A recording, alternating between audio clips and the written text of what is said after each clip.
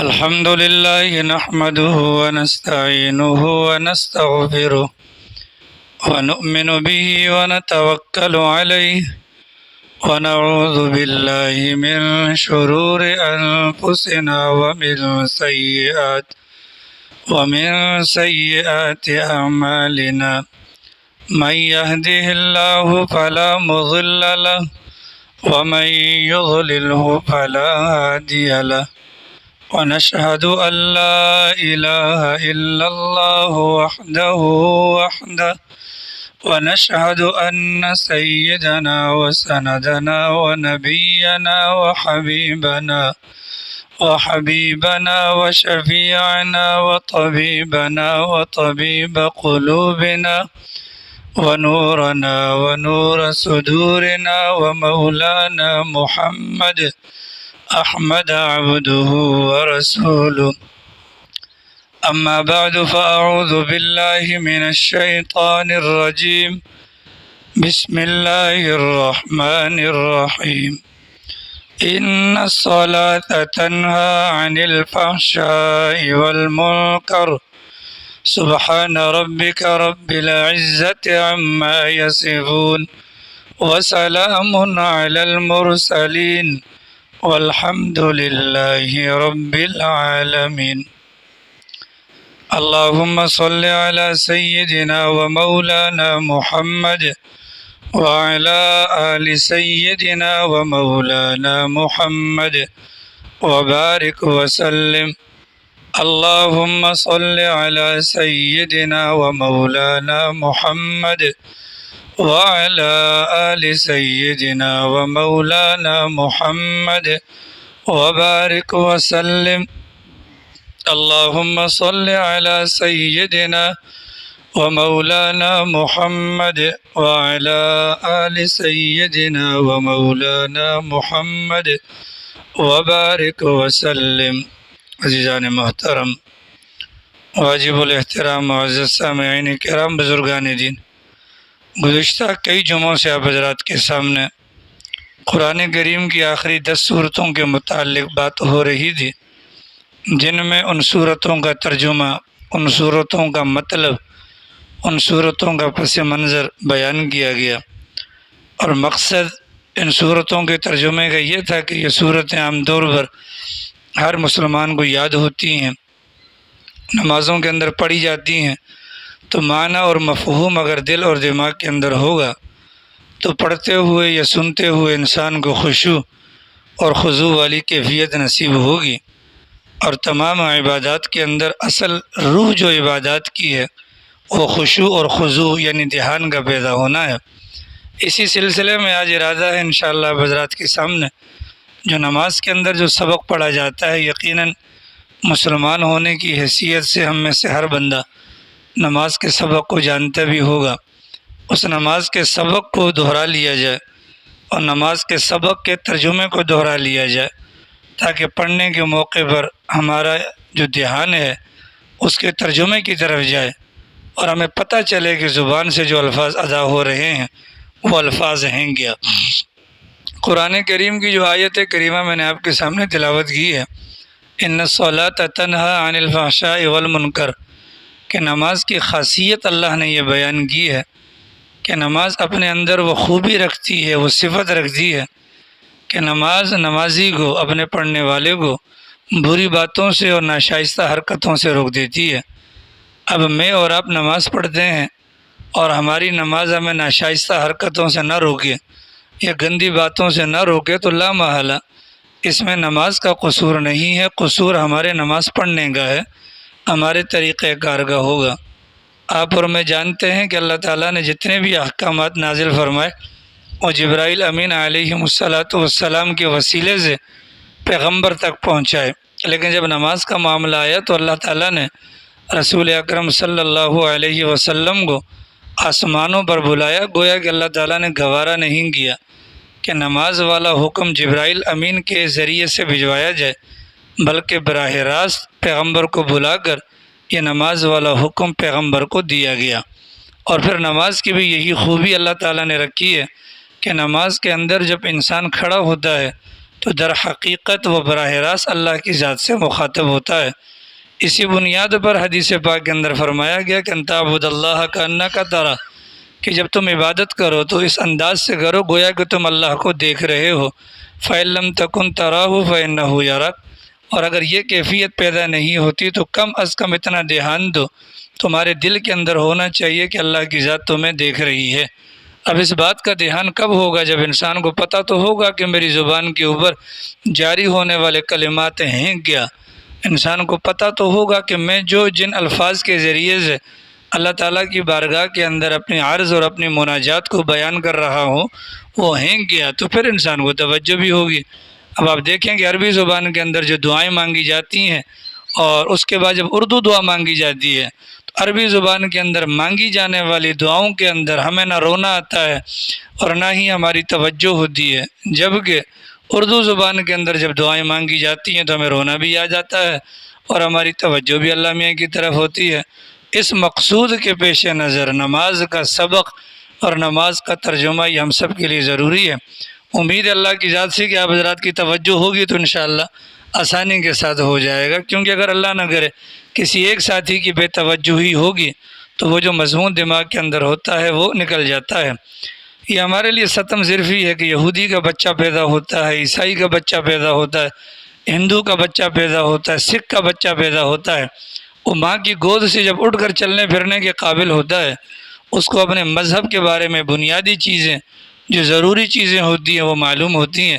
لیکن مسلمانوں کی بدقسمتی کا یہ حال ہے کہ بڑھاپا ہمارا آ جاتا ہے لیکن اس وقت تک ہمیں نماز جو کہ تمام عبادات کے اندر بنیاد اور سر کی حیثیت رکھ دی ہے اس کے متعلق ہمیں پتہ نہیں ہوتا۔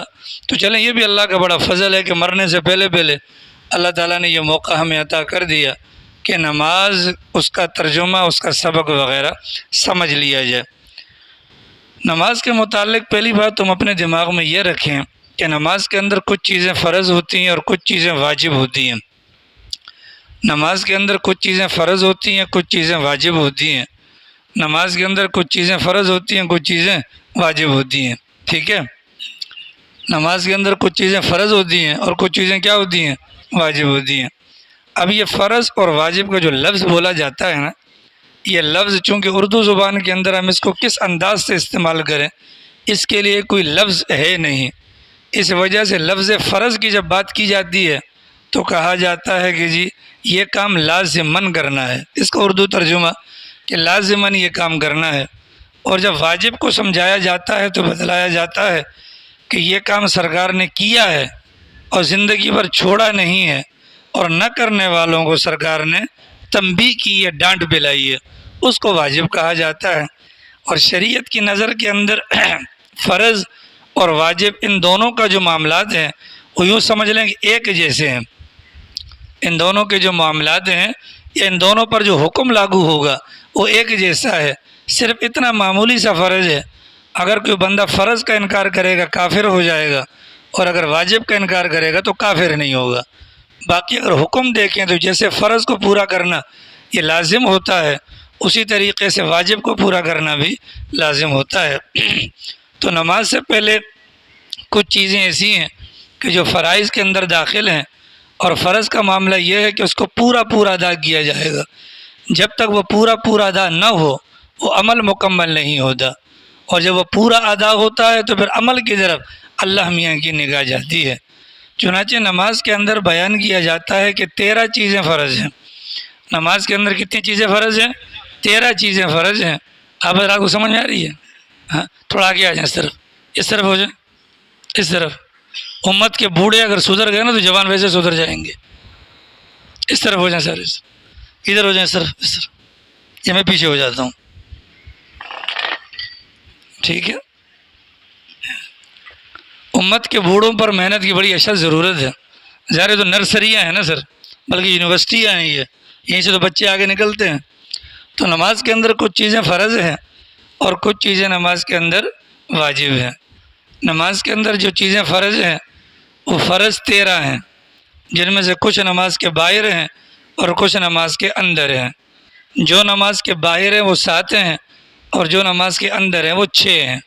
گویا کہ یہ 13 کام ہر نمازی کو نماز سے پہلے کرنا یہ ضروری ہوتا ہے۔ اس کے بغیر تو نماز کسی بھی صورت میں، بھلے بندہ بیت اللہ شریف چلا جائے یا کعبے کے اندر جا کر کھڑا کیوں نہ ہو جائے، وہ قبول نہیں ہوتی۔ ان میں سے سب سے پہلی چیز ہے وہ بدن کا پاک ہونا۔ اس کو دماغ میں دہراتے رہیں، سب سے پہلی چیز ہے بدن کا پاک ہونا۔ اب جب بدن کی پاکی کی بات کی جاتی ہے تو سر کے بالوں سے لے کر پاؤں کے ناخن تک یہ پورا کا پورا ہمارا بدن ہے۔ اس پورے کے پورے بدن کا پاک ہونا ضروری ہے کہ اس بدن سے اگر پیپ نکلی ہے تو بھی وضو کرنا پڑے گا، اگر خون نکلا ہے تو بھی وضو کرنا پڑے گا، چھوٹا پیشاب کیا ہے تو بھی وضو کرنا پڑے گا، بڑا پیشاب کیا ہے تو بھی وضو کرنا پڑے گا، اگر ہوا خارج کی ہے تو بھی وضو کرنا پڑے گا، اگر منہ بھر کر الٹی آ گئی ہے تو بھی وضو کرنا پڑے گا، اگر درمیان میں آنکھ لگ گئی ٹیک لگا کر تو بھی وضو کرنا پڑے گا۔ اگر اس دوران اگر کوئی اور ایسی چیز پائی گئی کہ جو وضو کو توڑنے والی ہیں تو آگے چل کر نماز پڑھنے سے پہلے بدن کو پاک کرنا پڑے گا۔ عام طور پر ہمارے یہاں شہر کراچی کے اندر پانی کا رواج ہے اور پانی کے ذریعے سے استنجا وغیرہ کیا جاتا ہے، تو پانی کے ذریعے سے جب ہم استنجا کرتے ہیں تو جتنی جلدی میں اندر جا کر واپس باہر آتے ہیں، بظاہر دماغ اس بات کو مانتا نہیں ہے کہ ہمارا بدن پاک رہا ہو، کچھ نہ کچھ قطرہ جو ہے وہ اندر موجود ہوتا ہے۔ اس بنیاد پر حکم یہ ہے کہ اچھے طریقے سے استنجے کے اندر مبالغہ کیا جائے، کیونکہ اگر سوئی کے ناکے کے برابر بھی قطرہ اگر نکل آیا، اس کے بعد بھلے انسان غسل کرے یا وضو کرے، جب تک وہ قطرہ موجود ہے اس وقت تک انسان پاک نہیں ہو سکتا۔ اسی وجہ سے طریقہ سکھلایا گیا استنجے کا کہ جو ہمارے بڑے پیشاب کی جو جگہ ہوتی ہے وہاں سے آگے جو نس آ رہی ہے اس کو پش کیا جائے، اس کو دبایا جائے، یہاں تک کہ شرمگاہ کی نالی کے قریب لا کر اس نالی کو چھٹک دیا جائے یا زور سے کھانس دیا جائے یا بائیں پہلو پر بیٹھ کر زور دیا جائے یا چند قدم چل لیا جائے، کیونکہ یہ وہ معاملہ ہے اس معاملے کے اندر انسان اکثر اور بیشتر غفلت کرتا ہے۔ تو بدن کی پاکی کے اندر ان تمام مراحل کو ذہن میں رکھ کر کے استنجا ہو تو مکمل ہونا چاہیے اور اس کے بعد انسان وضو کرے گا تو یہ بدن ہمارا پاک ہو جائے گا۔ نمبر 2، کپڑوں کا پاک ہونا۔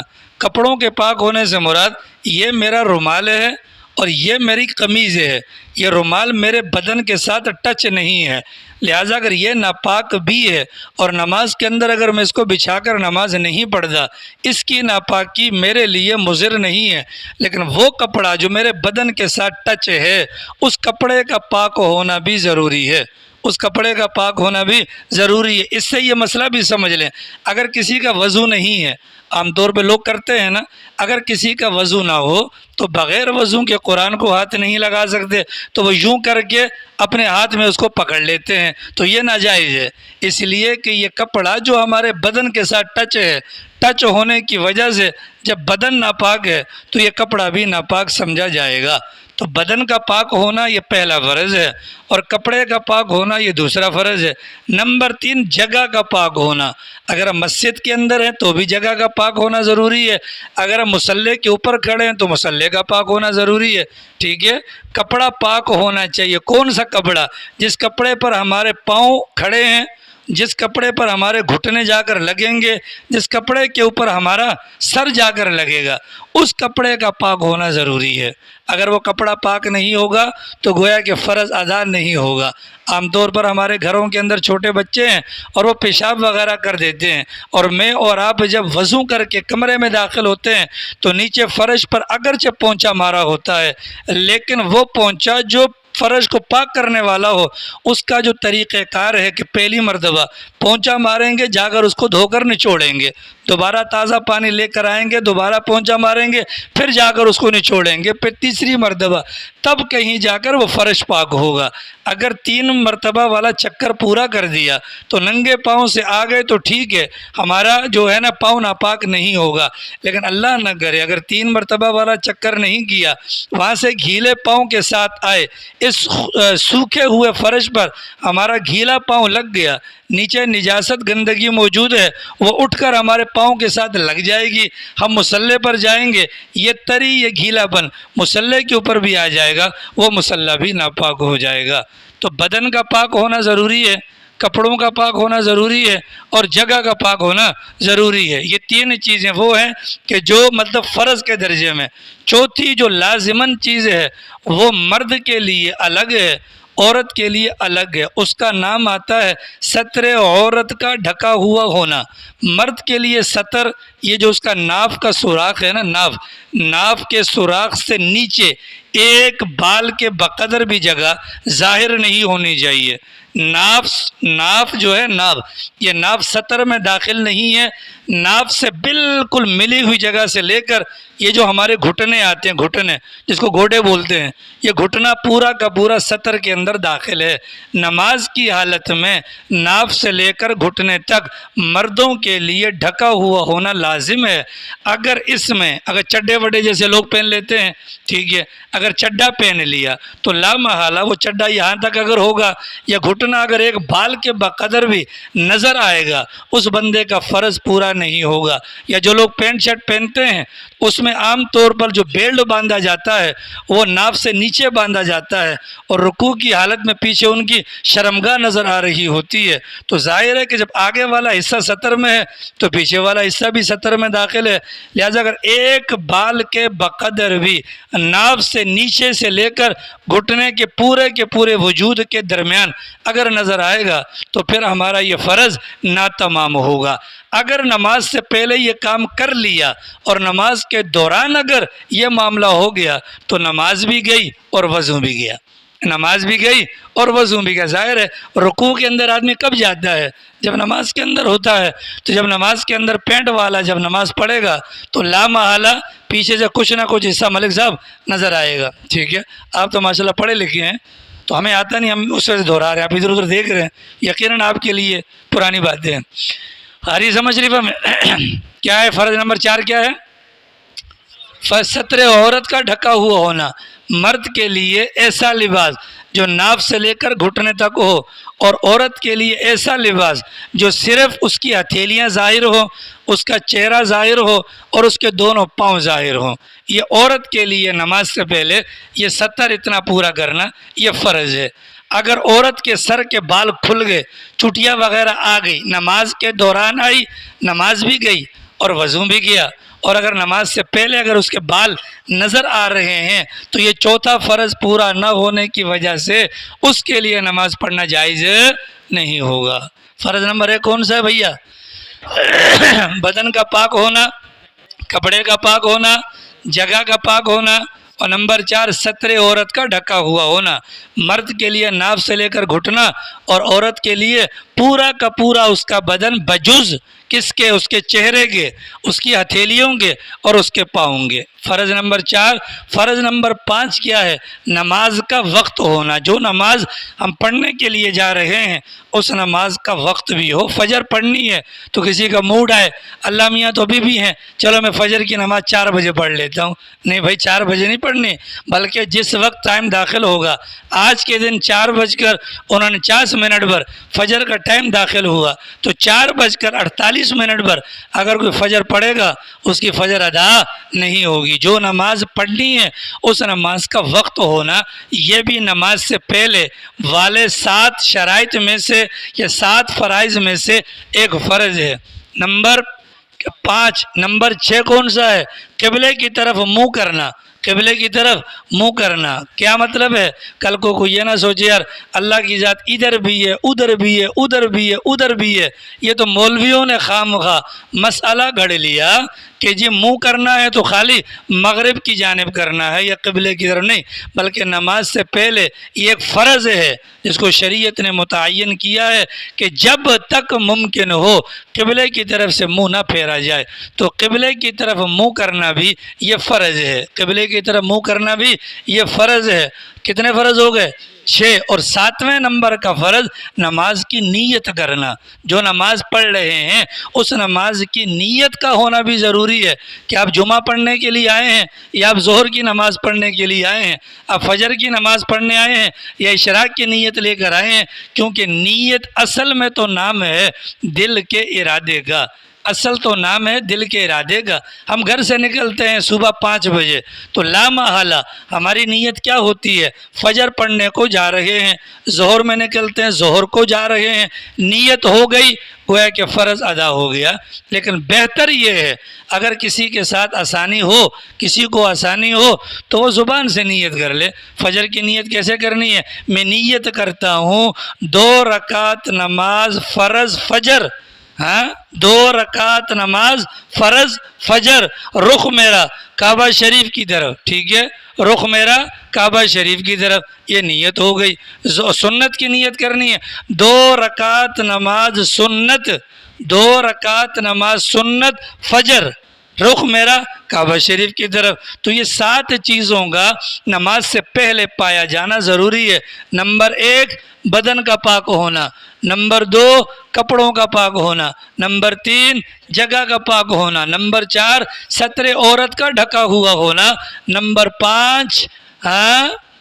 5 وقت کا ہونا، نمبر 6 قبلے کی طرف، اور نمبر 7 نیت کرنا. یہ 7 چیزیں ابھی جب ہم نماز پڑھنے کو جائیں گے ہم سب کے لیے ان 7 چیزوں کی پابندی یہ لازم ہے. یہ 7 چیزیں ہوں گی تو ہم نماز پڑھنے کے لیے اپنا نام دے سکتے ہیں، ادروائز ہمارے لیے جائز نہیں ہوگا. ٹھیک ہے، یہ 7 کام وہ ہیں جو نماز سے پہلے کرنے ہیں، اور پھر اس کے بعد 6 کام وہ ہیں جو نماز کے اندر فرض ہیں. گویا کہ ان کا بھی پایا جانا ضروری ہے. ان میں سے سب سے پہلی چیز کیا ہے؟ تکبیر تحریمہ کہنا. تکبیر تحریمہ کیا ہوتی ہے؟ وہ پہلی تکبیر جو کہی جاتی ہے، اللہ اکبر، یہ تکبیر ہے. اس میں ایک ہے ہاتھ اٹھانا، یہ ہاتھ اٹھانا سنت ہے، اور زبان سے اللہ اکبر کے کلمات کا کہنا یہ فرض ہے. گویا کہ جب ہم اپنی نماز پڑھیں یا امام کے پیچھے پڑھیں، ان الفاظ کا زبان سے ادا کرنا ہم میں سے ہر بندے کے لیے لازم ہوگا. جیسے نماز سے پہلے 7 چیزیں کرنا ہم میں سے ہر بندے کے لیے فرض، اسی طریقے سے 8واں فرض زبان سے اللہ اکبر کا کہنا. یہ نہ سمجھا جائے کہ مولانا نے کہہ دیا تو ہم نے بھی، نہیں، یہ مولانا اس میں کام نہیں آئے گا، کیونکہ نماز کے جو فرائض ہیں وہ سب کے لیے برابر ہیں. وہ سب کے لیے کیا ہیں؟ برابر ہیں. اللہ اکبر کہنا نماز کے اندر پہلا فرض. مظہر خان جدوئی، پہلا فرض کون سا ہے نماز کے اندر؟ اللہ اکبر یعنی تکبیر تحریمہ کہنا. نمبر 2 قیام کرنا. یہ جو کھڑے ہوتے ہیں اس کو قیام کرنا کہا جاتا ہے. یہ بھی نماز کے اندر فرض ہے، بھلے وہ فرض نماز ہو، سنت ہو، واجب ہو، وتر ہو، کچھ بھی ہو، لیکن یہ قیام کرنا یعنی کھڑے ہونا یہ بھی فرض ہے. نمبر 3 قرات کرنا، تلاوت کرنا. اب سورہ فاتحہ ہم پڑھتے ہیں، سورہ فاتحہ یہ بھی قرآن کا حصہ ہے، اس کے ساتھ سورت ملاتے ہیں تو وہ بھی قرآن کا حصہ ہے. نفس تلاوت کرنا، قرآن کریم کی 3 چھوٹی چھوٹی آیات یا ایک بڑی آیت کی مقدار میں تلاوت کرنا یہ نماز کے اندر فرض ہے.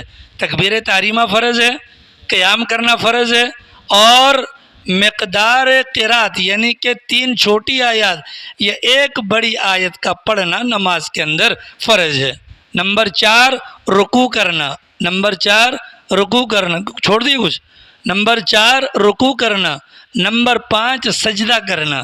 نمبر 4 رکوع کرنا، اور نمبر 5 سجدہ کرنا، اور نمبر 6 قاعدہ اخیرہ یعنی وہ اتحیات کے جس میں سلام پھیرا جائے گا وہ کرنا یہ نماز کے اندر فرض ہے.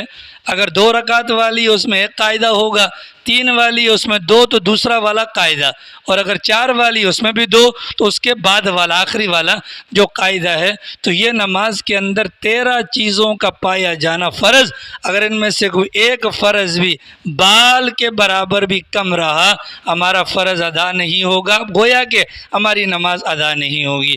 وہ کون کون سے فرائض ہے بھیا؟ بدن کا پاک ہونا، کپڑوں کا پاک ہونا، جگہ کا پاک ہونا، ستر عورت کا ہونا، نماز کا وقت ہونا، قبلے کی طرف منہ کا ہونا، نماز کی نیت ہونا، تکبیر تحریمہ قیام ہو گیا، قرات ہو گیا، رکوع ہو گیا، اور سجدہ اور قاعدہ آخرہ، یہ 13 فرض ہیں بھیا۔ یہ تو بحیثیت مسلمان ہم میں سے ہر ایک کو زبانی یاد ہونے چاہیے، کیونکہ اس کے بغیر تو ہماری نماز بھلے ہم کوئی بھی صورت اختیار کر لیں، اللہ سب کچھ معاف کرتا ہے، اللہ فرض کو معاف نہیں کرتا۔ یا نہ کہا جائے اللہ قبول کرنے والا ہے، واقعتاً اللہ قبول کرنے والا ہے، لیکن ہماری نماز کو اللہ قبول کرے گا کب؟ جب یہ 13 باتیں اس کے اندر پائی جائیں گی، وگرنہ وہ نماز نہ تو قبول ہوگی، نہ ہی ہماری نجات کا سبب ہوگی، بلکہ الٹا وہ نماز ہمیں بد دعائیں دے گی۔ خدا تجھے بھی ایسے ہی غارت کرے جیسے تو نے مجھے غارت کیا، جیسے تو نے مجھے غارت کیا۔ اگر 13 فرائض مکمل ہوں گے تو امید کر سکتے ہیں کہ یہ نماز ہمارے حق میں دعا دے کہ جیسے تو نے ہماری حفاظت کی، اللہ تیری بھی حفاظت کرے۔ آ رہی سمجھ شریفہ میں؟ یہ چیز ہو گئی فرض۔ نماز کے اندر 14 چیزیں واجب ہیں، 14 یقیناً ہمیں یاد شاید ہر ایک کو نہ ہو، تو جو موٹی موٹی ہماری ضرورت کی چیزیں ہیں ان کو دماغ میں رکھ لیا جائے۔ نماز کے اندر جب ہم کھڑے ہوتے ہیں تو پہلے سورہ فاتحہ پڑھتے ہیں۔ یہ سورہ فاتحہ کا نماز میں پڑھنا یہ واجب ہوتا ہے۔ یہ کیا ہوتا ہے؟ واجب ہوتا ہے۔ اس سورہ فاتحہ کے بعد ہم سورت ملاتے ہیں، یہ سورت کا ملانا واجب ہوتا ہے۔ کیا ہوتا ہے؟ واجب ہوتا ہے۔ نماز کے اندر ہم کھڑے ہوتے ہیں، پہلے سورہ فاتحہ پڑھتے ہیں، اس کے بعد سورت ملاتے ہیں۔ اگر کھڑے ہو کر ثنا کے بعد اعوذ باللہ یا بسم اللہ پڑھنے کے بعد ہم نے سورہ فاتحہ سے پہلے اگر سورت پڑھ لی، یعنی کہ سورت کو پہلے کر لیا، فاتحہ کو بعد میں کر لیا، تو یہ بھی واجب ہے کہ سورہ فاتحہ کو سورت سے پہلے پڑھا جائے۔ اگر آگے پیچھے ہو گیا تو واجب ہمارا ضائع ہو جائے گا۔ نمبر 3 اور نمبر 4 فرض نماز ہے فجر کی، فرض نماز ہے ظہر کی، فرض ہے عصر مغرب عشاء۔ اس کے اندر جو شروع کی 2 رکعتیں ہیں نا، شروع والی جو 2 رکعتیں ہیں، ان 2 رکعتوں کو قرات کے لیے، تلاوت کے لیے خاص کرنا، مطلب ان کے اندر باہر سورہ فاتحہ اور اس کے ساتھ سورت ملانی ہے، سورت ملانی ہے۔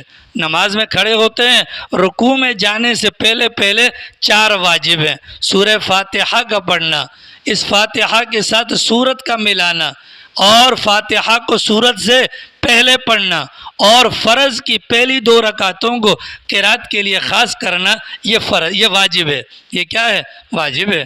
4 ہو گئے۔ رکوع میں جاتے ہیں، یہ فرض ہے۔ رکوع سے کھڑے ہوتے ہیں، کھڑے ہونا یہ واجب ہے، کھڑا ہونا واجب ہے۔ سجدے میں جاتے ہیں، سجدہ کرنا فرض ہے، لیکن دونوں سجدوں کے درمیان جو اٹھ کر بیٹھتے ہیں یہ بیٹھنا واجب ہے۔ 4 رکعت والی نماز ہے، اس کے اندر 3 والی یا 4 والی جو نماز ہے اس کے اندر جو پہلا قاعدہ ہوتا ہے وہ قاعدہ واجب ہے۔ وہ قاعدہ کیا ہے؟ واجب ہے۔ وہ قاعدہ کیا ہے؟ اتنی موٹی موٹی باتیں دماغ میں آ گئی، ٹھیک ہے۔ 2 رکعت کی نیت باندھیں گے تو ظاہر ہے پہلے فاتحہ پڑھیں گے، ہمارے دماغ میں یہ واجب ہو گیا جی۔ اب سورت پڑھیں گے، یہ دوسرا واجب ہو گیا۔ فاتحہ کو سورت سے پہلے پڑھ لیا، ٹھیک ہے، تیسرا واجب ہو گیا۔ اور فرض کی پہلی 2 رکعتوں کے اندر جب ہم تلاوت کریں گے یا سنیں گے تو ہمارے دماغ میں ہو کہ یہ واجبات نماز میں سے چوتھا واجب ہے۔ قوما کریں گے تو یہ 5واں واجب، جلسہ کریں گے 6واں واجب، 4 یا 3 رکعت والی نماز کے اندر پہلا قاعدہ کریں گے تو یہ 7واں واجب ہو جائے گا۔ اتحیات بھی پڑھنا ہے اس کے اندر، یہ 8واں واجب ہے۔ یہ کیا ہے؟ 8واں واجب ہے۔ باقی واجبات چھوڑ دیں، وہ آپ حضرات کے کام کے نہیں ہیں۔ اتنی بات واضح ہو گئی جی۔ نماز کے اندر کتنے فرائض ہیں جی؟ نماز کے اندر 13 فرائض، مطلب ان 13 میں سے کوئی ایک فرض گول کر دیا، کوئی ایک فرض گول کر دیا تو نماز ہماری نہیں ہوگی۔ اور نماز کے اندر 14 واجبات ہیں، ان میں سے چند میں نے آپ کو گنوائے۔ ان واجبات میں سے کوئی بھی واجب چھوٹ گیا نماز بچ جائے گی، بشرطے کہ جب ہم اتحیات آخری والی پوری پڑھ لیں، اتحیات کے پڑھنے کے بعد ہم ایک طرف سلام پھیریں گے اور اس کے بعد 2 سجدے کریں گے، ان کو کہا جاتا ہے سجدہ سہو۔ کیا کہا جاتا ہے؟ اگر ہم نے نماز کے اندر کوئی واجب چھوڑ دیا اور اس کے بعد سجدہ سہو کر لیا تو ہماری نماز کے اندر اس واجب کے چھوڑنے پر جو نقصان آیا تھا یہ 2 سجدے اس نقصان کو پورا کر لیں گے اور ہماری نماز ہو جائے گی۔ اگر اتحیات کے بعد بھی ہم نے سجدہ نہ کیا اور ہم نے اتحیات پوری کر لی، یہاں تک کہ ہم نے دونوں طرف سلام پھیر دیا، پھر بھی ہم نے سجدہ نہ کیا، لیکن ہم نے کوئی دنیاوی بات نہیں کی، ہم نے وضو نہیں توڑا، ہم نے قبلے کی جانب سے اپنے سینے کو نہیں موڑا، اچانک یاد آ گیا، فوراً 2 سجدے کر لیں، ہماری نماز پھر بھی بچ جائے گی۔ لیکن اگر سینے کو بھی موڑ دیا، اب وہ ہماری نماز گئی، وہ ہماری نماز گئی۔ جب وہ نماز گئی تو اس نماز کا کیا کرنا ہے؟ اب وقت کو دیکھنا ہے۔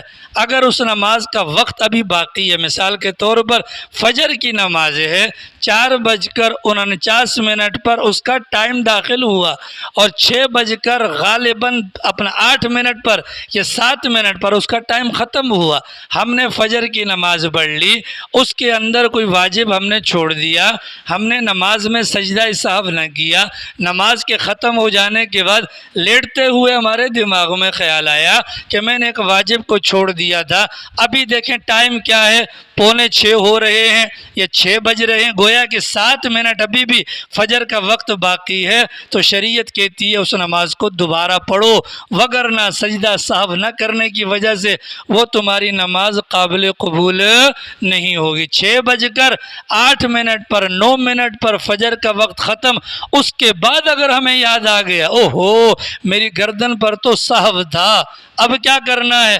اب چونکہ نماز کا وقت ختم ہو گیا، اب شریعت کہتی ہے کہ توبہ کر لو۔ اب توبہ ہی ہو سکتا ہے، وہ نماز جو ذمے میں تھی وہ ذمے سے تو اتر گئی، البتہ ناقص ہوگی۔ کیا ہوگی؟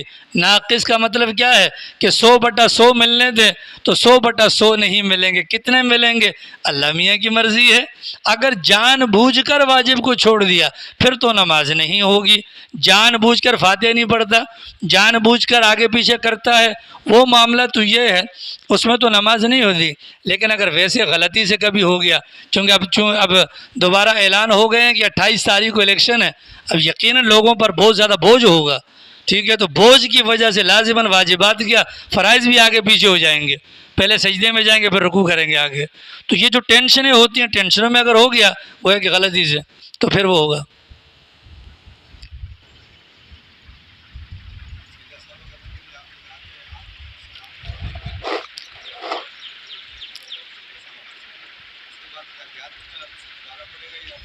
اتحیات مرضی ہے، شروع سے پوری پڑھے یا اس کے اینڈ والے آگے سے شروع کر دے؟ ہاں بعد میں پورا پڑھ لے، پورا پڑھ لے زیادہ بہتر ہے، نکل گیا چونکہ باہر نا، ہاں دوبارہ پورا پڑھ لے زیادہ بہتر ہے۔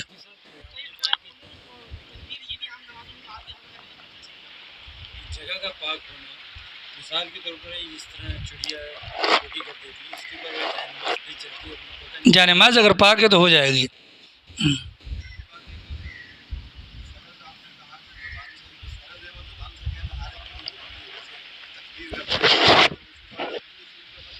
نہیں وہ تو واجب ہے، نہیں وہی واجب ہے، امام کے پیچھے تو خالی ہاں ہاں امام کے پیچھے کھڑے ہوگے تو باقی سارے فرائض امام پورے کرے گا، مطلب امام کے ساتھ ساتھ چلنا ہے، ٹھیک ہے۔ اب قرات نہیں کرنی اس کے لیے الگ سے، ٹھیک ہے جی۔ اور کچھ؟ اور آپ نے کیا کہا؟ دعائے قنوت ہے، دعائے قنوت اس کے اندر ایک ہوتی ہے اللہ اکبر، ہاتھ اٹھانا، یہ ہاتھ اٹھانا سنت ہے، لیکن زبان سے اللہ اکبر کا کہنا یہ واجب ہے۔ ہاتھ اٹھانا سنت ہے، اگر کسی کی رات کو وطر اگر قضا ہو گئی، مثال کے طور پر اللہ نہ کرے، جن شہزادوں نے پڑھی نہیں ان کا کیا ہوگا، لیکن جو ماشاءاللہ پڑھی ہے جنہوں نے، اور ان کی وطر اگر قضا ہو گئی اور وہ دن کے وقت کے اندر اگر وہ وطر پڑھتے ہیں تو اب ظاہر ہے کہ وہ دن کے وقت کے اندر اگر 2 رکعت کے بعد کھڑے ہو کر اللہ کریں گے تو ساری دنیا کو پتہ چل جائے گا کہ شہزادہ رات کو وطر گول کر گیا تھا. تو شریعت کہتی ہے کہ عیوب پر پردہ رکھا جائے. اس موقع پر اگر وہ یوں کرے گا سب کو پتہ چل جائے گا تو بہتر کیا ہے زبان سے اللہ اکبر کہہ دے, واجب ہو جائے گا. یہ والی سنت کو چھوڑ دے, کیونکہ اس سنت کی ادائیگی میں سب لوگ اس کے گناہ کے گواہ بن جائیں گے. اور آگے پھر کیا ہے دعائے قنوت. آگے کیا ہے دعائے قنوت. ویسے تو اب دعائے قنوت بہت لمبی ہے, مجھے خود بھی صحیح نہیں آتی ہے, ٹھیک ہے, تو جن کو نہیں آتی تو وہ سیکھ لیں. ربنا آتنا فی الدنیا جب تک نہیں آتی, لیکن اگر دونوں ٹانگیں قبر میں لٹکی ہوئی ہیں اور پھر بھی کہتے ہیں مجھے نہیں آتی, تو خدا کی قسم قبر کے اندر کوئی کلاسز وغیرہ نہیں ہوتی ہیں کہ جبرائیل آ کر یا اسرائیل آ کر کلاسز لے کے جی حضرت والا کو نہیں آتی. رمضان المبارک کے اندر عالمگیر بھائی ایک بڑا فن خواہ آیا, ماشاء اللہ آپ بھی آئے ہیں, آگے آ جائیں آگے آ جائیں. اللہ کرے 28 تاریخ کو الیکشن ہو جائیں, سب بولو آمین. خدا کرے ہو جائے, اللہ کرے عدالت رات کو کھلے آج, اور وہ کہے کہ کل ہونے ہیں الیکشن یار, کیونکہ ہمارے بہت سارے نمازی غائب ہو گئے بھیا جو آنے والے تھے. اللہ کرے, ہماری دعا ہے ہم دل و جان سے, اللہ کرے اس دن بارش بھی نہ ہو, کڑکتی دھوپ ہو, اللہ کرے ہاں ہو جائیں یار, خدا کا واسطہ بیڑا غرق کر دیا ہے نمازیوں کا ہمارے. ٹھیک ہے, ابھی یہ 4 دن کے بعد دوبارہ دیکھنا سارے پولوں پہ کھڑے ہوں گے اور یہاں نمازوں کے اوقات میں یہاں سے سائرن بج رہے ہوں گے, فلاں زندہ آباد فلاں مرد آباد. اللہ کرے ہو جائے, دعا کرو اللہ کرے ہو جائے, ٹھیک ہے, اللہ کرے ہو جائے, ہماری دعا ہے. ٹھیک ہے, آگے آ جائیں بکر بھائی ہیں, تاکہ نمازی پوری ہو جائیں, کیونکہ الیکشن کے بعد بھی کیا ہونا ہے وہ تو ہمیں پتہ ہے. لیکن چلو ایک شوق ہے نا, بچے کا شوق ہوتا ہے کہ جی اپنا مجھے جہاز لے کر دو, جہاز لے کر دو, تو کبھی اس کو چابی والا لے کے دے دیتے ہیں, کبھی سیل والا لے کے دے دیتے ہیں, وہ بھی خوش ہوتا ہے میں جہاز لے لیا میں نے. آ رہی ہے سمجھ شریفہ میں جی. تو یہ جو دعائے قنوت ہے نا بھیا یاد ہونی چاہیے, یہ تو بحیثیت مسلمان ہمیں یاد ہونی چاہیے. جس کو یاد نہیں ہے, آج تک پتہ نہیں تھا, تو چلو بامر مجبوری ربنا آتنا فی الدنیا حسنہ والا یہ پڑھ لیا کرے. اور اگر یہ بھی نہیں آتا تو پھر کیا کریں جی, پھر کیا کریں, وہ ابھی آگے بتاؤں گا, وہ ابھی آگے بتاؤں گا انشاءاللہ. جی ٹھیک ہے, سب کو یاد ہے دعائے قنوت, بولیں جی ماشاء اللہ, سب کو آتی ہے. کوئی ہے جو کھڑا ہو کر سنائے, جھجک دور ہو جائے, شاباش, سیکھنے سکھانے کا عمل ہے جی.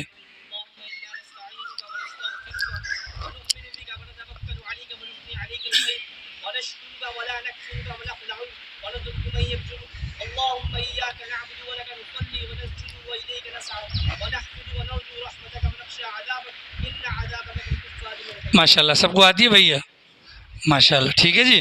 تو میں بتا رہا تھا عالمگیر بھائی, رمضان میں ایک بندہ آیا جی, ماشاء اللہ اس کی مونچھیں اتنی بڑی تھی نا کہ وہ ہونٹ نظر نہیں آ رہا تھا, قد اتنا لمبا تھا کہ میں تو اس کے بیچ میں ختم ہو رہا تھا نا, بالکل نا, مطلب پیٹ تک بھی نہیں جا رہا تھا. سارے بیٹھے ہوئے تھے کلمے شلمے سن رہے, پہلا کلمہ بھائی پہلا کلمہ ٹھیک ہے. تو یہ معاملات اس وجہ سے میں نے دعائے قنوت پر کہا, میں نے کہا لازم نہیں ہے کہ سب کو آتی ہو, اکثر کو نہیں آتی ہوگی, اور اس سے بڑھ کر زیادتی ہے کہ وہ سیکھتے بھی نہیں ہیں. اس سے بڑھ کر 10 روپے کی کوئی اہمیت نہیں ہے. آسان نماز نامی کتاب 10 روپے کی ملتی ہے, اس کو جیب میں رکھ لو تو انشاءاللہ آسانی سے ہو جائے گی. ٹھیک ہے, نماز کا سبق سن لیں پہلے میرا, اس کے بعد اگر آپ حضرات کا بھی سبق ویسا ہے تو اللہ کا شکر ہے, کیونکہ میں نے کتاب سے دیکھ کے یاد کی ہے.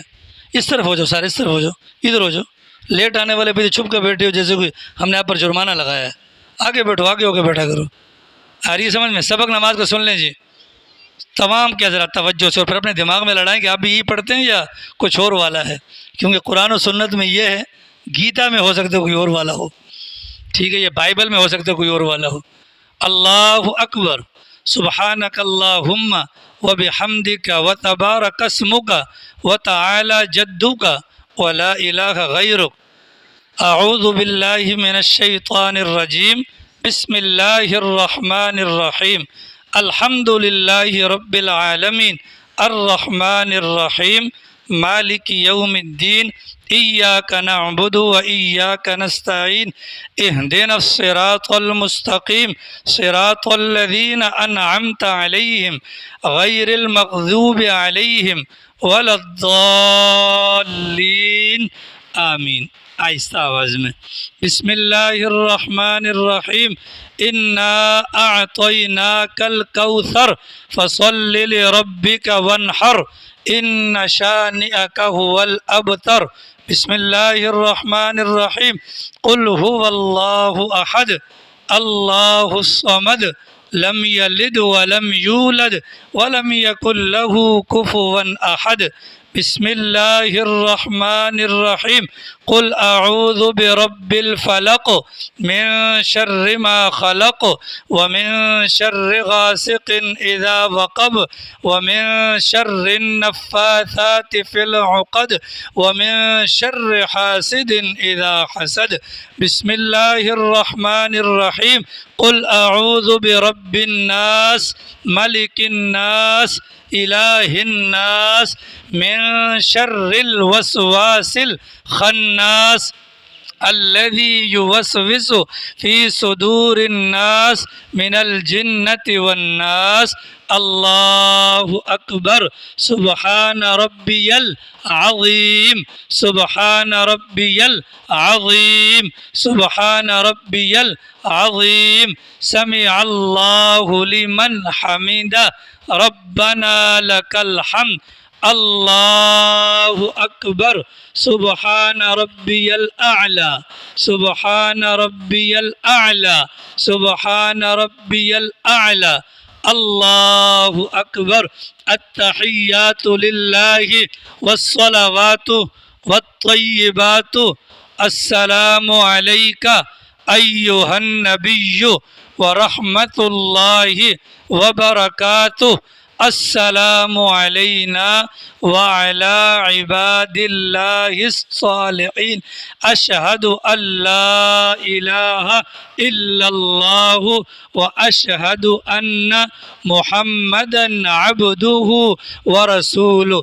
اللہم صل علی محمد وعلی آل محمد کما صلیت علی ابراہیم وعلی آل ابراہیم انک حمید مجید۔ اللہم بارک علی محمد وعلی آل محمد کما بارکت علی ابراہیم وعلی آل ابراہیم انک حمید مجید۔ رب اجعلنی مقیم الصلاة ومن ذریتی ربنا وتقبل دعا۔ ربنا اغفر لی ولوالدی وللمؤمنین یوم یقوم الحساب۔ اللہم ربنا آتنا فی الدنیا حسنہ وفی الآخرة حسنہ وقنا عذاب النار۔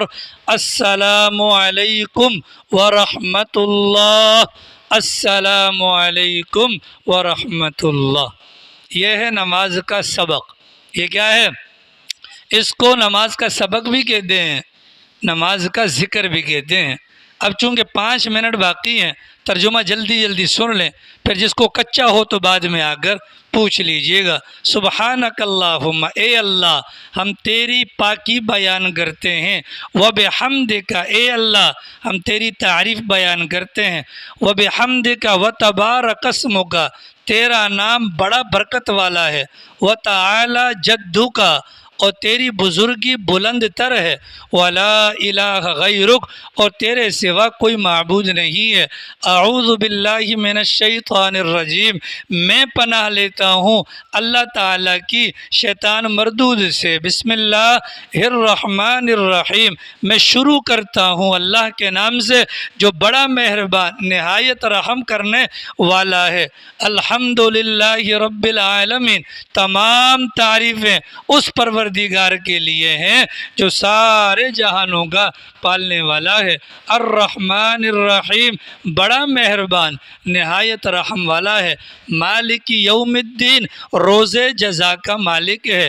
ایاک نعبد و ایاک نستعین، اے خدایا ہم تیری ہی عبادت کرتے ہیں اور تجھ ہی سے مدد مانگتے ہیں۔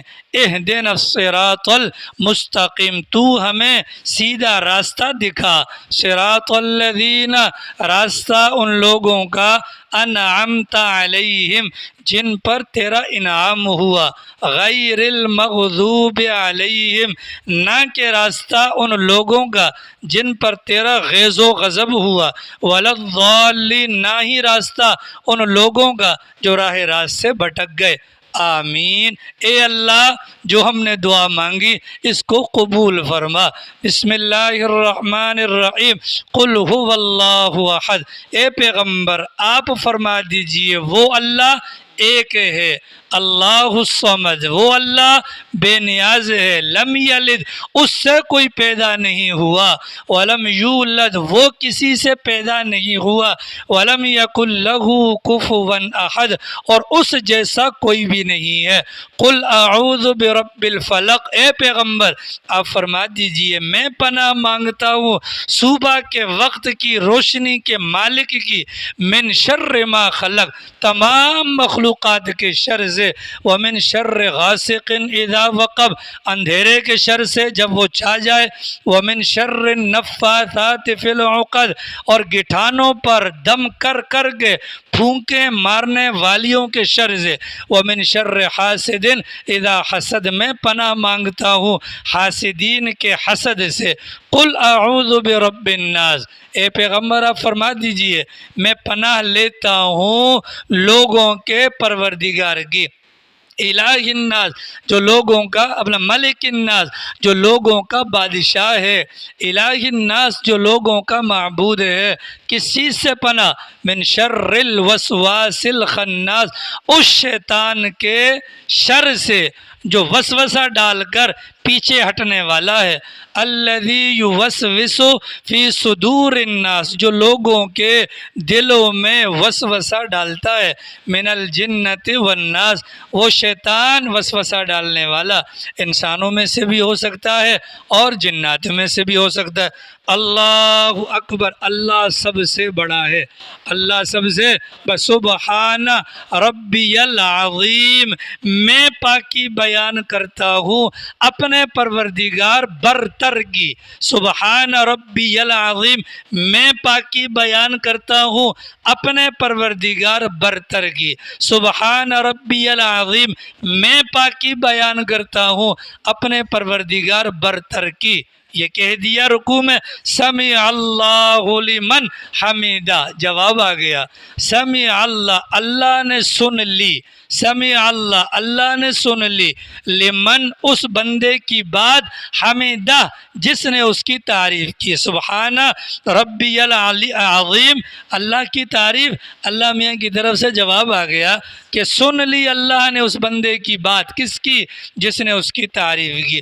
ربنا لک الحمد جب ہمیں پتہ چلا کہ اللہ میاں نے ہماری بات سن لی، ربنا لک الحمد اے اللہ تمام تعریفوں کا لائق تو ہی ہے کہ ہماری یہاں کی سرگوشی کو بھی تو نے سن لی۔ اللہ اکبر، اللہ سب سے بڑا ہے۔ سبحان ربی الاعلی پاکی بیان کرتا ہوں میں اپنے پروردگار کی جو بزرگ تر ہے، جو بزرگ تر ہے، سبحان ربی الاعلی میں پاکی بیان کرتا ہوں اپنے پروردگار کی جو بزرگ تر ہے، سبحان ربی الاعلی میں پاکی بیان کرتا ہوں اپنے پروردگار کی جو بزرگ تر ہے، خان باجی جو بزرگ تر ہے۔ اللہ اکبر، اللہ سب سے بڑا ہے، اللہ سب سے بڑا ہے، اور اس کا آسان ترجمہ بڑا صرف اللہ ہی ہے، یہ آسان ترجمہ ہو جائے گا التحیات للہ والصلوات والطیبات۔ باہر سے لوگ آ رہے ہیں، مجھے دیکھ کے ہنسی آتی ہے، ایسے مرجھائے ہوئے چہرے جیسے معاذ اللہ کسی نے ڈنڈے کے زور پر کہا کہ چل مسجد میں نماز پڑھ، یا بالکل ایسا منہ ان کا بنا ہوتا ہے جیسا کہ کسی اسرائیلی کے برابر میں کوئی فلسطینی کھڑا ہوتا ہے، ٹھیک ہے۔ التحیات للہ والصلوات والطیبات، التحیات للہ تمام تر قولی عبادات، التحیات للہ والصلوات تمام تر فعلی عبادات، والطیبات تمام تر مالی عبادات کس کے لیے؟ للہ، کس کے لیے؟ للہ۔ فرید خان برکی کس کے لیے؟ للہ اللہ کے لیے۔ التحیات للہ، تمام تر قولی عبادات، فعلی عبادات، مالی عبادات کس کے لیے؟ اللہ کے لیے، ٹھیک ہے؟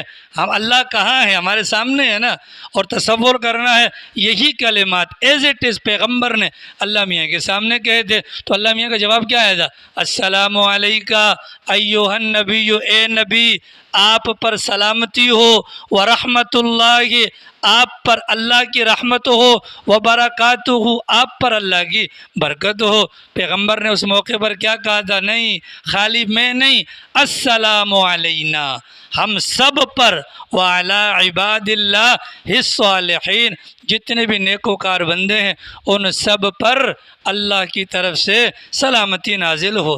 ہاں، اس کے بعد اشہد اللہ الہ الا اللہ، اشہد اللہ الہ، میں گواہی دیتا ہوں اللہ کے سوا کوئی معبود نہیں، واشہد ان محمدً عبدہ ورسولہ، اور میں یہ بھی گواہی دیتا ہوں کہ محمد صلی اللہ علیہ وسلم اس کے بندے اور اس کے رسول ہیں۔ اللہم صلی علی محمد، اے اللہ رحمت کاملہ نازل فرما حضرت محمد صلی اللہ علیہ وسلم پر، وعلی آل محمد، اور رحمت کاملہ نازل فرما کس پر؟ ان کی آل پر، کما صلیت علی ابراہیم، جیسا کہ تو نے رحمت کاملہ نازل فرمائی تھی علی ابراہیم، حضرت ابراہیم پر، وعلی آل ابراہیم، ان کی آل پر، انکا بلا شبہ اے رب کریم تیری ذات، حمیدن تعریف کے لائق ہے، مجیدن بزرگ تر ہے۔ اللہم بارک علی محمد، اے اللہ برکت کاملہ نازل فرما کس پر؟ علی محمد وعلی آل محمد، کما بارکت علی ابراہیم وعلی آل ابراہیم، جیسا کہ تو نے برکت کاملہ نازل فرمائی تھی کن پر؟ ابراہیم پر اور ان کی آل پر، انکا حمید مجید، بلا شبہ تیری ذات قابل تعریف، تیری ذات بزرگ در۔ آگے رب جعلنی مقیم الصلاۃ، اے اللہ تو مجھے نماز کا پابند بنا، ومن ذریتی، میری اولاد کو بھی نماز کا پابند بنا، ربنا وتقبل دعائے، خدایا میری اس دعا کو قبول فرما، ربنا غفر لی، اے اللہ مجھے معاف کر دے، ولوالدی، میرے ماں باپ کو بخش دے، وللمؤمنین، سارے ایمان والوں کو، کب بخشے؟ یوم یقوم الحساب، جس دن اعمال کا حساب ہوگا۔ ربنا آتنا فی الدنیا حسنہ، اے اللہ ہمارا یہ جہاں بھی اچھا کر دے، وفی الآخرۃ حسنہ، ہمارا وہ جہاں بھی اچھا کر دے، وقنا عذاب النار، اور ہمیں آگ کے عذاب سے محفوظ فرما۔ السلام علیکم ورحمۃ اللہ وبرکاتہ، تم پر ہو اللہ کی سلامتی اور تم پر ہو اللہ کی طرف سے رحمتیں۔ تو یہ نماز کا مختصر سا ترجمہ ہے، چونکہ ٹائم پورا ہو گیا، باقی اس کے متعلق اگر کوئی جاننا چاہے تو رات کو درس میں تشریف لائے، انشاءاللہ بیان کر دیا جائے گا۔